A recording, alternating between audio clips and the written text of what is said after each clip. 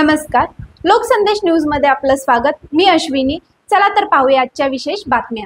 सांगली मिरज कुपवाड महानगरपालिकेच्या नूतन आयुक्त सत्यम गांधी यांनी सांगली शहरासाठी एक रस्ते मोकळे करण्याचा प्लॅन हाती घेतला आहे। यामध्ये अगोदर सिव्हिल हॉस्पिटल रोड, 100 फुटी रोड, त्यानंतर आता कर्मवीर भाऊराव चौक, पुष्पराज चौक, सांगली ते मिरज सिव्हिल हॉस्पिटलपर्यंत आज माननीय आयुक्त यांनी अतिक्रमण काढण्याची कारवाई केली। यावेळी अतिरिक्त आयुक्त रविकांत अडसूळ, उपआयुक्त स्मृती पाटील, विजय यादव, अतिक्रमण टीम यांच्या उपस्थितीत कारवाई पूर्ण क्षमतेने केली।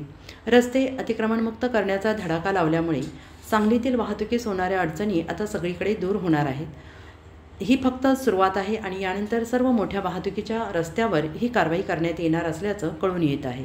लोकसंदेश न्यूजसाठी पियुष भाटे यांचा रिपोर्ट। अशाच विशेष घडामोडींसाठी आमच्या YouTube चॅनलला सबस्क्राइब करा, फेसबुकला लाईक करा आणि इन्स्टाला फॉलो करा।